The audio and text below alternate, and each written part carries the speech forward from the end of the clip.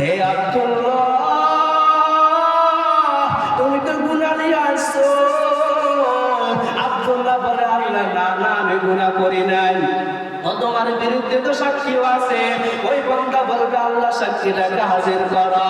ওই দিন আল্লাহ পাক রব্বুল আলামিন ফেরেশতাদেরকে বলবেন, ও ফেরেশতা, আমার এই বান্দার জন্য এক নাম্বার সাক্ষী হাজির করো। ওই দিন এক নাম্বার সাক্ষী হাজির করবে। এক নাম্বার সাক্ষী কি হবে রে বাবা?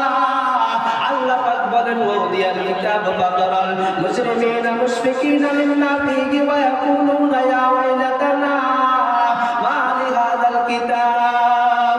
ওই দিন আল্লাহ পাক রব্বুল আলামিন বান্দার আমলনামাটা হাজির করবে। এর বান্দারা আমলনামা ওই দিন এত সহজভাবে দিবে না।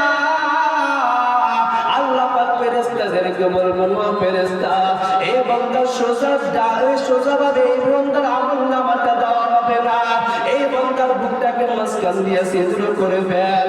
এর বান্দা মাঝখান দিয়ে ছিদ্র করিয়া ওই বাম্বারটা পিছন দিকে ঢুকায়া, সামনের দিকে ঢুকায়া পিছনের দিকে টেনে বের করবে।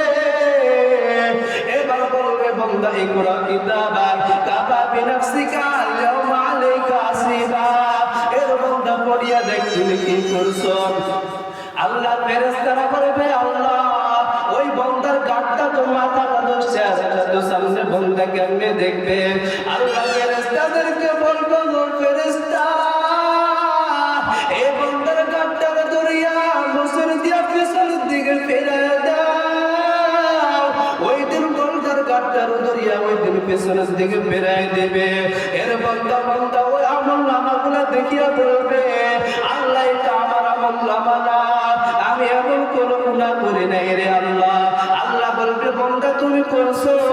বান্দা বলবে, আল্লাহ না না, আমি এমন গুনাহ করি